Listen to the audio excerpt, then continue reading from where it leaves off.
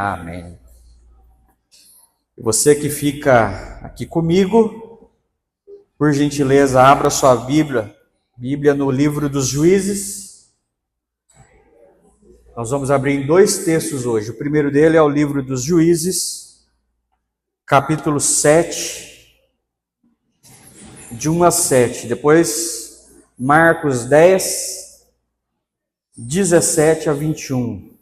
Nós vamos começar pelo livro dos Juízes.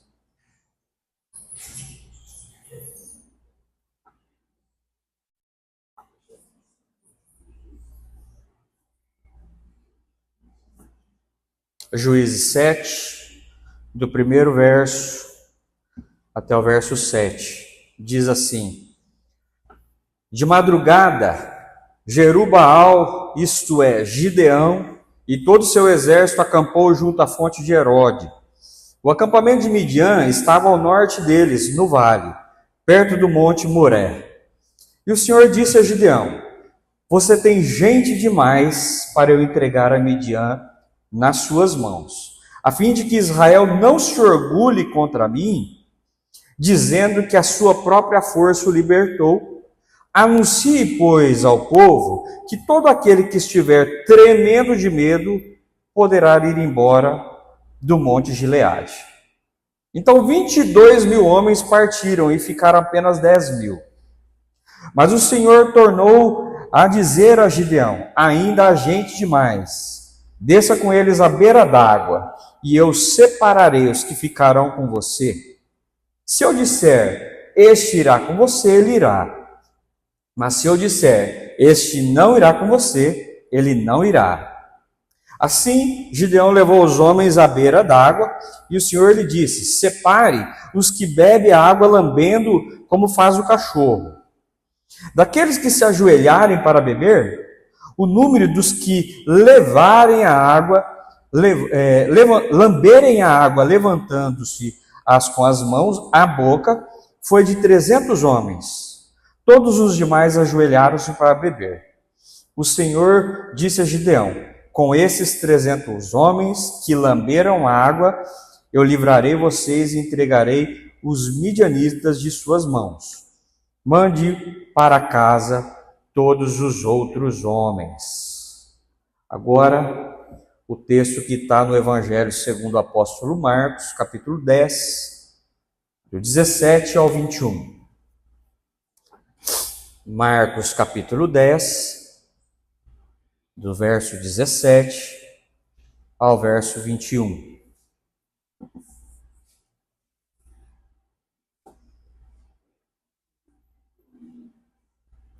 Diz o seguinte: Quando Jesus ia saindo, um homem correu em sua direção e se pôs de joelho diante dele e lhe perguntou: Bom mestre, que farei para herdar a vida eterna? Respondeu Jesus: Por que você me chama de bom? Ninguém é bom a não ser um, que é Deus. Você conhece os mandamentos: não matarás, não adulterarás, não furtarás, não darás falso testemunho, nem enganarás ninguém. Honra teu pai e a tua mãe. E ele declarou: Mestre, a tudo isso tenho obedecido desde a adolescência. Jesus olhou para ele e o amou. E disse: Falta uma coisa a você. Vá, venda tudo que você possui e dê o dinheiro aos pobres, e você terá um tesouro no céu. Depois disso, me siga. Até aqui. Graças a Deus pela sua palavra. Feche seus olhos. Pai Santo, obrigado. Obrigado porque o Senhor é o Deus da nossa vida. Obrigado porque não somos nós que regimos a nossa vida. Obrigado porque eu não estou no controle da minha vida, eu não estou no controle da minha história. Quem está é o Senhor. E é por isso, Deus, eu posso me considerar uma pessoa liberta. Liberta de mim mesmo. Liberto das minhas próprias atitudes, das minhas próprias direções que não tem nada a ver com o Senhor. Porque o Senhor é o Deus da minha história. Cuida de mim. Cuida da minha vida, cuida da tua igreja. O Senhor conduz a tua igreja com amor. E glória nós te damos por isso. No nome de Jesus. Amém. O que você quer ser quando crescer? Eu acho que a maioria aqui ouviu essa pergunta uma vez na vida. O que você quer ser quando crescer, Tiago? Uma vez me fizeram essa pergunta e minha resposta foi: eu gostaria de ser piloto da Força Aérea Brasileira. Desde criança, gosto de avião, queria ser piloto de caça. Obviamente, não deu. E se você conseguiu responder essa pergunta aí, ir a fundo e ser a pessoa que você disse, eu quero ser tal coisa, glória a Deus por sua vida, você é uma pessoa a qual Deus derramou graça. Ou você é bem sortudo. Parabéns. Mas a maioria das pessoas que eu conheço falaram, quero ser astronauta, quero ser um filósofo. E a maioria virou outra coisa boa, mas não aquilo ao qual respondeu. No meu caso, eu até próximo aí à idade maior de 18 anos, eu ainda tinha isso em mente, até descobri que um piloto de caça devia medir pelo menos 1,85 de altura. E aí, não deu. E por que não deu? Porque a minha altura é insuficiente. E é disso que eu quero falar com você hoje. Sobre a ditadura da insuficiência. Porque, por mais que você tenha conquistado aquilo que você planejou quando criança, talvez ali você foi suficiente e se tornou aquilo que você disse, eu quero ser tal coisa. Mas a insuficiência faz parte da nossa vida. A insuficiência faz parte da nossa história. E como eu lido com a insuficiência, como no caso meu, a minha baixa estatura, importa. Mas não só com a insuficiência de temas como esse, que são simples de lidar. Eu escolhi uma outra profissão e fui embora e sou muito grato a Deus pela minha profissão. A questão é que muitas vezes a gente se torna pessoas religiosas por não admitir a nossa insuficiência. E quando o assunto da religiosidade pega, não é fácil assim, como, eu queria ser um piloto de caça, mas eu me tornei uma pessoa da tecnologia, um gestor de tecnologia. Não é fácil assim. Quando o assunto da religião pega, quando a religiosidade pede de você algumas coisas a qual você não é suficiente e nunca será, a sua frustração não é só com você. A sua frustração também é com Deus. E eu conheço muita gente frustrada com Deus por causa da insuficiência que a religião colocou. Porque a religião pede que você seja muito suficiente. E mais do que isso, a religião pede que você seja autossuficiente. O que é uma pessoa autossuficiente? Eu sou suficiente em mim mesmo. O que é uma pessoa que é suficiente em si mesma? Na cabeça dela, ela não precisa de mais ninguém. E tem gente que não precisa nem de Deus. E a religião é muito boa com isso. A religião é muito boa em dizer, você cumpre esse requisito A, você cumpre esse requisito B, e você cumpre esse requisito C, você está em crédito com Deus. Você está em suficiência com Deus. Você é autossuficiente. Você praticamente se salvou sozinho. Não precisa nem de Jesus. A religião vai dizer isso. O Evangelho não. O Evangelho vai tirar você da jogada. O Evangelho vai tirar você da sua posição de Senhor. Porque no Evangelho, o único Senhor é a pessoa de Jesus de Nazaré. Então, todo aquele que tem uma experiência de autossuficiência consigo, ele está cada vez mais longe da pessoa do Evangelho, da pessoa que é o Senhor, que deveria ser o Senhor da sua vida, que é o Senhor Jesus, Jesus de Nazaré. E o texto que nós lemos, os textos que nós lemos, eles falam disso. E eu quero fazer uma nota aqui do que não é o assunto de hoje. E eu queria deixar isso muito claro antes de entrar nos textos. O assunto de hoje não é sobre doar tudo o que você tem.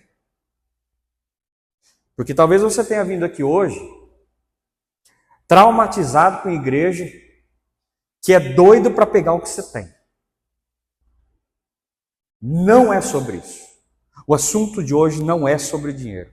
O assunto de hoje é sobre suficiência. Amém? A nossa mensagem está sendo transmitida para a internet, por isso eu fiz questão de fazer essa nota. Amém? O que não é sobre a mensagem, você já descobriu. O que é essa mensagem? Sobre o livro do Juízes, capítulo 7, de 1 a 7, e depois o Evangelho segundo Mateus. É sobre a suficiência de Jesus. É sobre a insuficiência que eu devo ter na minha vida. Eu preciso ser insuficiente em algumas coisas. E é por isso que eu chamei essa mensagem da ditadura da suficiência. Porque o mundo vai dizer para você que você tem que ser suficiente. Autossuficiente. A ponto de que o C.S. Lewis, no seu livro Cristianismo Puro e Simples, vai dizer que o orgulho é a galinha onde todos os outros pecados são chocados. E o que é a autossuficiência senão o orgulho? Eu me orgulho quando eu sou autossuficiente. Quando eu tenho, por exemplo, riqueza para garantir a mim e os meus, é muito fácil eu me orgulhar. E esse orgulho, C.S. Lewis vai dizer, é a galinha onde todos os outros pecados são chocados. É através disso que a minha vida espiritual anda de ladeira abaixo. É através do orgulho. É através do orgulho que eu deixo de ser a pessoa quem o Senhor Jesus quer que eu seja. É através do meu autossuficiente, da minha autossuficiência. E o texto que está no livro dos Juízes é um texto que você conhece bem. Gideão leva o seu exército a um acampamento que fica ao sul de onde está o acampamento dos midianitas. E Deus quer entregar os midianitas nas mãos de Israel. E Deus faz a seguinte colocação: vocês têm aparência de suficientes. Vocês estão num número que é muito fácil ser lido, que foram vocês, com a força de vocês, que ganharam essa guerra. Eu quero reduzir o número de vocês. Então, Gideão é o juiz de Israel. Então, Gideão, vai lá e fala para todo mundo que está com medo ir embora. Eu fiquei muito espantado com o número de pessoas que estão com medo. 22 mil, pastor. Foi embora. Não julgo, irmão. Eu nunca tive uma guerra. Quem sou eu para falar então?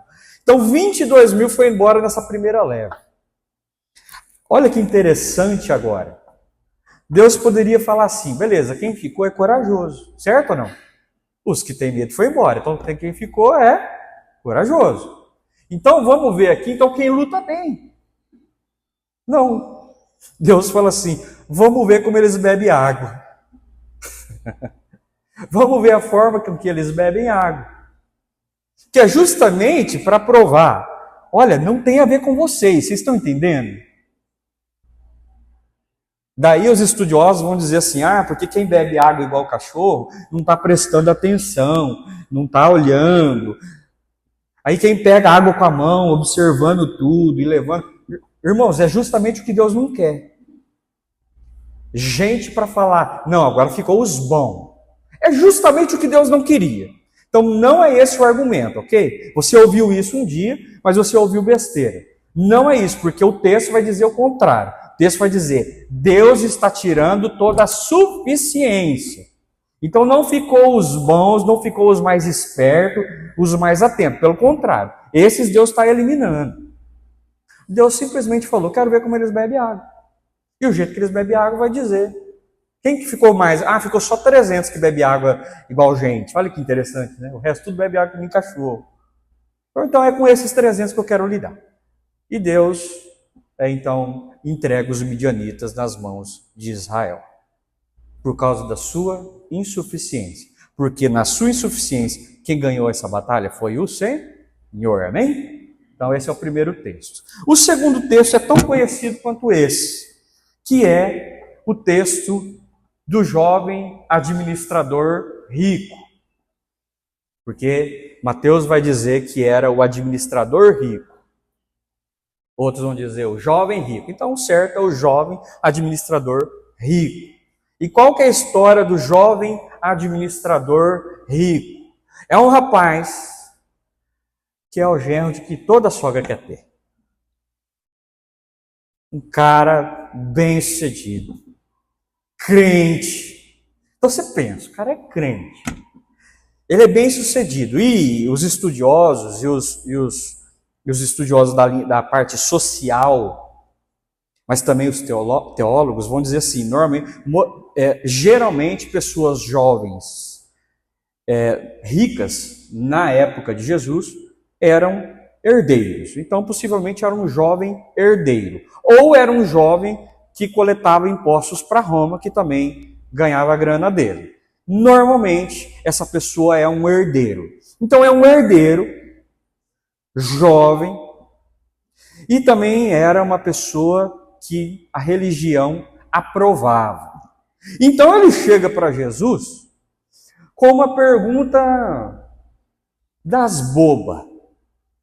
Porque tem muita pergunta que eu faria para Jesus, se ele estivesse na minha frente.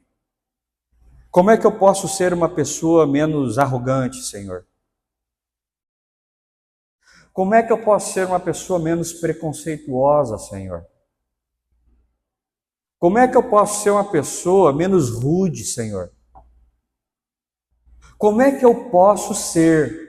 Como é que eu posso ser a pessoa que o Senhor quer que eu seja, Senhor? O que eu preciso fazer para me tornar qualificado? Porque assim, eu sou bom demais. O senhor, é que o Senhor não me conhece, é por isso que eu estou vindo me apresentar para o Senhor. Agora eu estou aqui me apresentando porque é para o Senhor ver como eu sou bom, como eu sou suficiente, como eu sou bom partido. E, gente, seria um baita negócio ter esse irmão na missão dos apóstolos. Seria um baita negócio, não seria? Eles não iam, Jesus fala assim, olha, o filho do homem não tem onde repousar a cabeça. Com ele teria, o Everton. Com ele era hotel no mínimo 4 estrelas.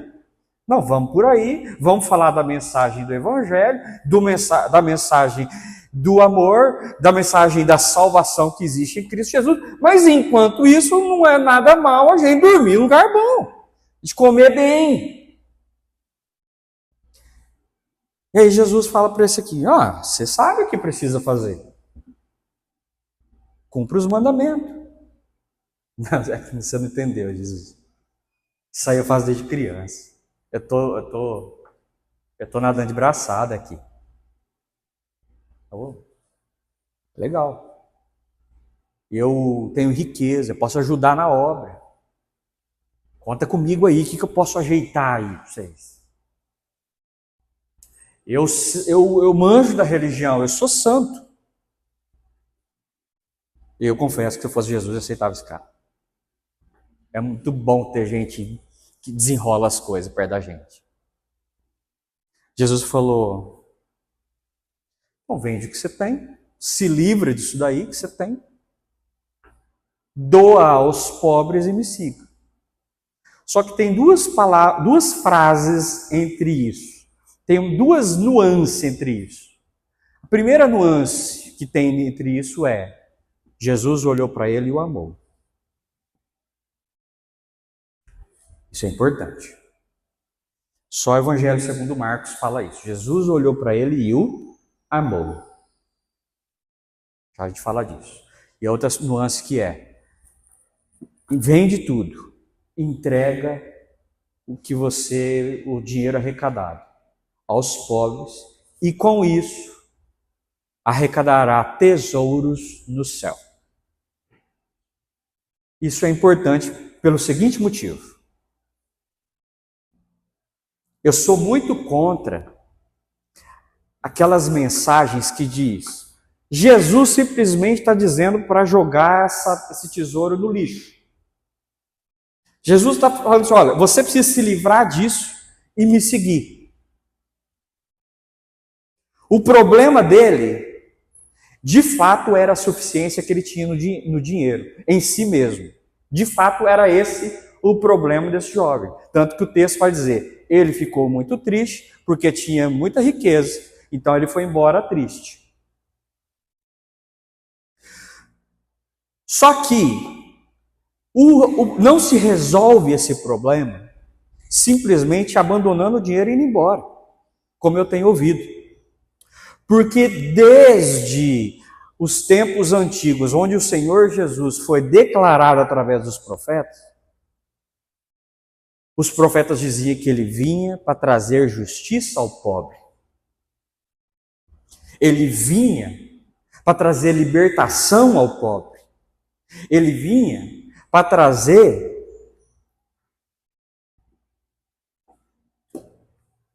cuidado ao pobre, para trazer cuidado à viúva, para trazer cuidado ao imigrante. Ele veio para isso. Então, o dinheiro desse jovem, ele tinha como propósito cumprir a vontade de Deus. Não era dinheiro jogado fora, era dinheiro indo para onde deveria ir.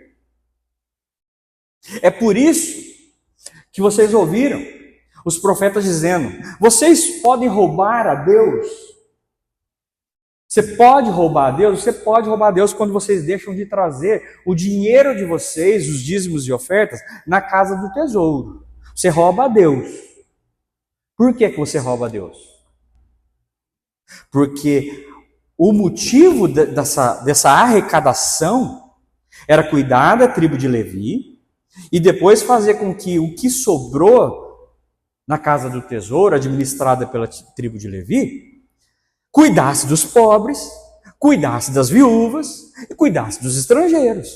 Então, quando você não traz, você está roubando a Deus porque você está deixando de viabilizar o dinheiro para onde ele deveria ser viabilizado, que é o pobre, a viúva e o estrangeiro.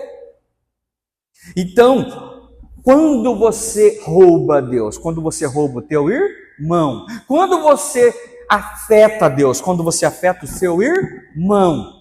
Então é essa ideia de restituição que o Senhor Jesus está falando para esse jovem rico. Você abandona o que você tem para fazer com que os seus recursos sirvam uma justiça que deveria seguir. Para que haja uma destinação correta para essas coisas. E depois você me segue. Mas antes disso, está dizendo, com isso você vai ganhar tesouro no céu. E depois, quando o jovem vai triste embora, o Senhor explica isso. Vai falar assim, os discípulos falam, Senhor, a gente também abandonou tudo para te seguir, nós está dentro? Entendendo essa regra que o Senhor falou aí para ele? Então, né? Pode? Pode. Porque ninguém que abre mão da sua vida para me seguir, deixará de ser restituído até 100 vezes mais nessa vida. E aí, existe maldito que vai falar o seguinte, cedor, irmão, na igreja, que vai ser restituído 100 vezes mais. Então faz a conta aí, que investimento hoje em dia de CDB que faz isso? Não faz. Aí o sujeito vai lá e entrega para ganhar 100 vezes mais. Mas não é isso que o Senhor Jesus está falando. O Senhor não está falando de acúmulo de riqueza. Jesus está falando de justiça. Então esse 100 vezes mais significa, eu entreguei para o Tiago. E agora o Tiago vai fazer junto comigo. Eu entreguei com o Everton, agora o Everton vai fazer junto comigo. Eu entreguei para o pastor, agora o pastor vai fazer junto comigo. Você nota como multiplica o reino? O que é tesouro do céu? O que é tesouro no reino dos céus? Pessoas. Somente pessoas, irmão. O tesouro, segundo o Evangelho, é gente. O galardão do crente é pessoa, irmão. O galardão do crente é pessoas alcançadas. É uma missão que gira. Uma missão que começa a acontecer a partir de mim, a partir de você, mas que não tem fim, não para nunca. Porque através de nós, esse reino é movimentado. E por isso que o Senhor Jesus vai falar, como é difícil o rico entrar no reino do céu. Porque o reino do céu é isso, é eu movimentar o meu ao derredor. O rico não movimenta ao seu ao derredor. O rico sem o evangelho, óbvio. O rico sem a percepção do reino, é óbvio. O que é muito difícil, essa percepção de reino para quem é autossuficiente. Então, qual é o problema desses dois textos? A autossuficiência. E esse jovem chegou e foi frustrado, que nem o Tiago foi frustrado com a altura dele para ser piloto de avião caça. Ele foi frustrado em 3 áreas. Primeira dele, ele se achava muito bom. Por isso ele chega para Jesus assim, bom mestre. E o Senhor Jesus vai falar para ele assim, por que você me chama de bom? Se bom só tem um que é Deus. Irmão, olha o que Jesus respondeu. Por que você me chama de bom se só tem um que é Deus? O que Jesus está dizendo? Que ele não é bom? Bom, Jesus é Deus. Não é isso que ele está dizendo. Jesus está falando para ele, ô jovem, o que você sabe de bondade? O que um autossuficiente sabe sobre a bondade? Só sabe sobre a bondade quem conhece Deus. É isso que Jesus está falando. Só sabe ser bom quem conhece Deus. Aquele que é discípulo da pessoa de Jesus sabe o que é bondade. Aquele que é um agente do Evangelho, o Evangelho que desmonta o ser humano, que faz o ser humano cada vez mais insuficiente em si mesmo, é esse que conhece a bondade. Porque em mim mesmo eu não sou bom de jeito nenhum, irmão.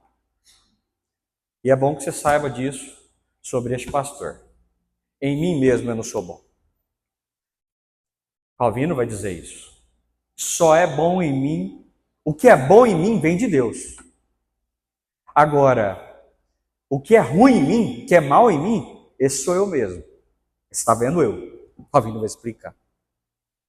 O que é bom em mim, não. O que é bom em mim vem de Deus. Aquele que é autossuficiente não conhece a bondade. Não conhece o que é bom. Então não adianta chegar perto de Jesus com ladainha. Bom mestre. O jovem rico, ele chega para Jesus com ladainha, com converseiro.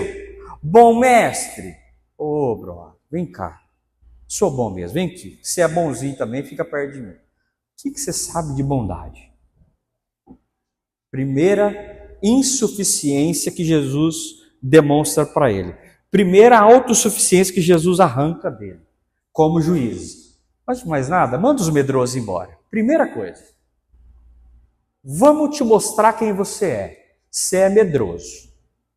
Primeira coisa, vamos te mostrar quem você é mau. Segunda coisa que foi frustrada nesse jovem, o conceito dele de santidade. A religião dele mostrava que ele era autossuficiente em si mesmo, porque religião faz isso. Religião dá a você uma ideia de que você pode se salvar. Os 10 mandamentos mostravam para o povo que se você cumprisse aquilo, estava de boa, só bater asinha para o céu. O Senhor Jesus fala, faz o que você faz, cumpre os 10 mandamentos. Então, o Senhor já cumpre.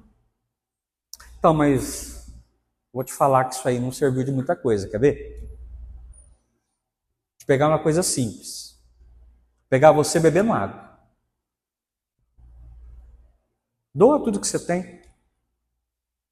Cumpre a vontade de Deus na vida do teu irmão. Acumula riqueza real. Faça parte da vida dos outros. Então a religiosidade desse jovem não serviu de nada. O objeto de santidade desse jovem, que era cumprir a lei, não serviu de nada. Sabe por quê? Porque tudo isso era só para cumprir fachada, para criar fachada, para pintar um quadro. Mas debaixo daquele quadro era podridão. Porque não existia nesse jovem nenhum tipo de intenção de viver o reino. Não tinha nenhum tipo de intenção de, ao conhecer o que Jesus queria para a vida dele de verdade, ficar. Você sabe por quê, irmão? Porque já é difícil desapegar. É muito difícil desapegar. Agora, desapegar e distribuir com quem não merece, aí é absurdo. E só faz isso movido pelo Espírito Santo de Deus. Olhar para o outro é divino, não é humano. Olhar para o outro, enxergar as demandas do outro, é divino, não é humano. E aí, a gente vai ver que os tesouros do céu são aplicados no nosso dia a dia, todo dia. Porque daí eu vou falar assim, pastor, então pegou aqui, que é o seguinte, eu sempre achei uma pessoa bom. Eu não tenho que ser bom? A religião vai dizer, sim, seja bonzinho. Mas o evangelho vai dizer para você, você não tem que nada. Você não tem que nada, porque tem que dá a entender de que você tem uma obrigação a se fazer. E quem conhece o Evangelho não trabalha na obrigação. Quem conhece a pessoa de Jesus não anda por obrigação. Anda porque vê algo acontecendo e vai em direção a ele. Vê a maldade acontecendo e faz alguma coisa. Vê a injustiça acontecendo e faz parte dessa coisa. A fim de que essa injustiça se torne em bondade, se torne em justiça. Tem uma porção de crente que acha que vem à igreja domingo e está bom, e está salvo, porque cumpre o quesito da bondade. A segunda coisa, que o tesouro do céu vai mostrar que não é bem assim, mas que faz parte da nossa vida. A religião, o rito, eu tenho que fazer o rito, você não tem que nada. E a terceira coisa, pastor, eu estou me sentindo jovem rico aqui, eu não tenho que, então, doar todas as minhas coisas e ficar livre de tudo isso. Irmão, você não tem que nada. Você não tem que nada, e essa foi a primeira nota que eu falei aqui, antes de mais nada, que é justamente para você ter certeza do que eu estou falando. Você não tem que nada. Você não tem que trazer dízimo, irmão. Se você não trazer o dízimo, sua vida não vai virar um inferno, você não vai gastar com farmácia, você não vai ser aberto o cortador, o migrador, as outras dores que tem. Não vai, você não tem que nada. Se você não percebeu que você pode fazer parte do reino de Deus com as suas finanças, com gratidão, com amor e com generosidade, o tem que não significa nada. O seu dízimo, a parte do seu recurso, se não for um sinal de gratidão a Deus, porque até aquele te sustentou, um sinal de generosidade, porque vocês viram as contas da igreja aqui hoje, e viram que a igreja se movimenta em amor à comunidade onde ela está. Se você disser, eu não quero fazer parte disso, a religião não vai te tornar melhor, irmão. A gente está aqui, foi falado aqui nessa prestação de contas. Nós estamos para fazer uma reforma dessas janelas muito antigas, já muito frágeis. Especialistas disseram aqui que não adianta mais dar manutenção a ela, o ideal é trocar. Se você vê isso acontecendo, pode participar desse movimento e não faz nada, e não participa desse movimento, não é a religião que vai te ajudar. não é a religião. Não adianta o pastor falar que se você não é dizimista, você vai para o inferno, porque isso é mentira. Jesus está tirando essa ideia desse jovem. Olha, o seu dinheiro, ele não é bem-vindo aqui do jeito que você acha que é. Para mostrar o quanto você é dizimista. Para mostrar o quanto você é bom. O seu dinheiro é bem-vindo aonde ele deveria ser bem-vindo. Em você ver algo precisando que aconteça e acontece. Em você ver um movimento santo de engajamento, de cuidado ao outro, você se engaja. Irmão, não se engane. A igreja cumpre o papel dela. Essa igreja, a IPI Novo Horizonte, cumpre o papel de mordomo desse bairro. Se você crê nessa igreja, se você crê que essa igreja é um braço legítimo de Deus nesse bairro, da igreja, do corpo de Deus, da pessoa de Jesus, do evangelho nesse bairro, olha para aquilo que a igreja está fazendo. Participa das assembleias, participa daquilo que a igreja tem entregado para a comunidade. Vai ser bênção para a sua vida. Agora, o que não é bênção para a sua vida é fazer religiosamente. Você sabe por quê? Porque nem você e nem eu somos autossuficientes com relação a isso.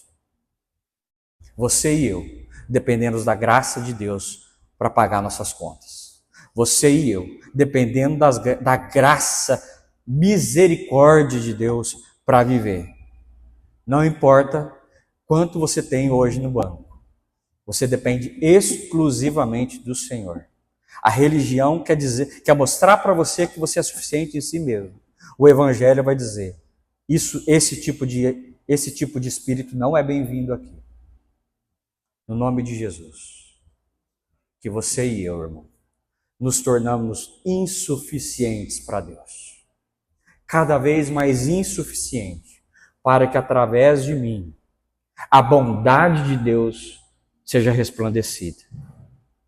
Quando ninguém espera a sua bondade, quando a sua bondade é quase que ninguém aposta nela, e você ser bom, irmão, você ser bom num dia mau, quando alguém te fere grandiosamente, você mostra a pessoa de Deus, você mostra a pessoa de Jesus. Quando você cumpre a lei, você cumpre aquilo que Deus quer que você cumpre. Você é uma pessoa santa, você busca Deus, você busca a palavra, você ora, você jejua. E você faz isso exclusivamente para agradar a Deus e não para cumprir os quesitos da religião. Você demonstra o Senhor Jesus para o seu próximo. Você demonstra a Deus. Como está escrito, sem santidade, ninguém verá a Deus. Sem santidade, ninguém verá a Deus em você, irmão. Sem santidade, ninguém verá a Deus em você. Com santidade, as pessoas vão olhar para você e ver Deus. Você não é santo para ser salvo. Você é santo para que as pessoas vejam Deus em você. Não porque você é bonzinho, mas porque você é a pessoa, faz aquilo que a pessoa de Jesus quer que você faça.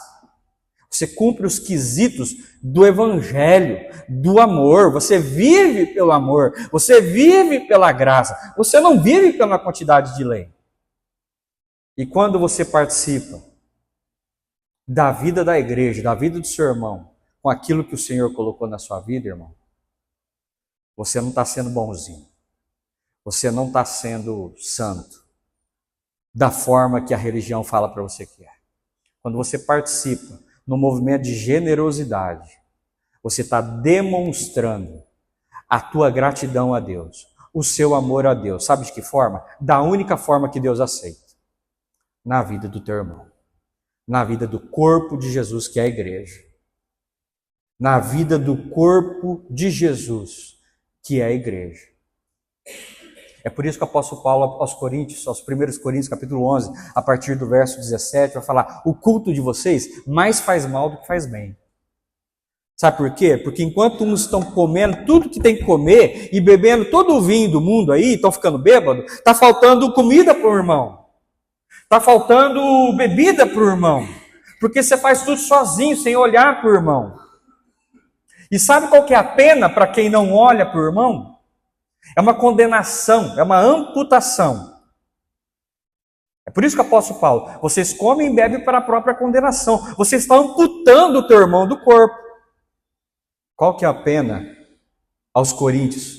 Para ladrão, para quem rouba a Deus? Para quem rouba o irmão? A amputação.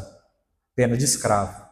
Então Paulo está fazendo uma interpretação de você pode roubar a Deus? Você está amputando. Você come e bebe amputando o teu irmão. Você come e bebe para a condenação do próprio corpo a qual você faz parte. Por isso, espera teu irmão. Por isso, olha teu irmão. Vocês vêm muito com ritual. Vocês vêm muito com sacrifício. Vocês vêm muito com isso. Vocês estão trabalhando no tem. Eu tenho. Quando vocês deveriam olhar para o teu irmão. O Evangelho de Jesus é sobre o teu irmão. O Evangelho de Jesus é sobre o corpo de Jesus, que é a igreja, a qual você e eu fazemos parte.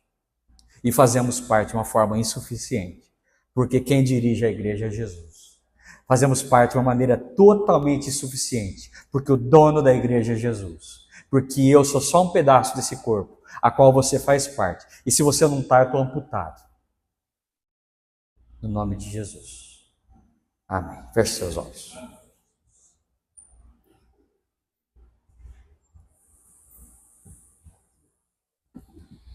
Pai Santo, que a nossa insuficiência ganhe força, Senhor, no movimento santo, no movimento de avivamento, no movimento de amor, no movimento, Senhor, onde a gente consegue reconhecer cada vez mais pessoas e trazer para o nosso meio.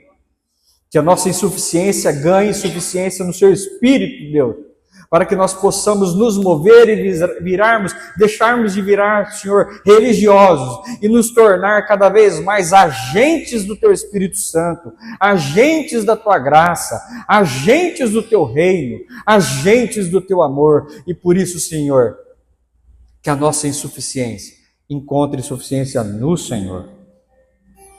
Nós abrimos mãos da nossa autossuficiência.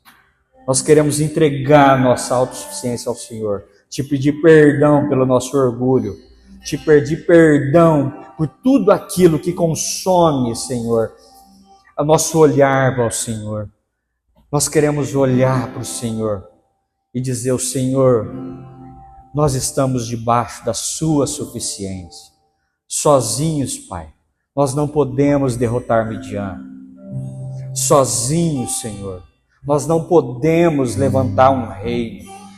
Nós queremos, Senhor, um movimento de engajamento, um movimento de solidariedade, um movimento de justiça, um movimento de amor. Senhor, traga em nós, Senhor, esse movimento santo de amor, Senhor, de generosidade. Transforma a Tua igreja, Senhor, a Sua igreja que virou religiosa, a Sua igreja que virou autossuficiente. Transforma a Sua igreja no agente do Evangelho.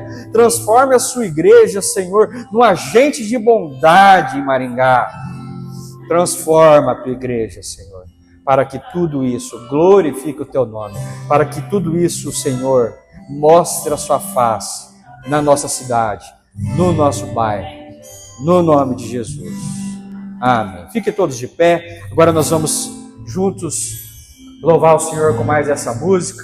Depois o pastor vai coletar o seu pedido de oração. Antes disso, eu tenho mais um recado para você, no nome de Jesus.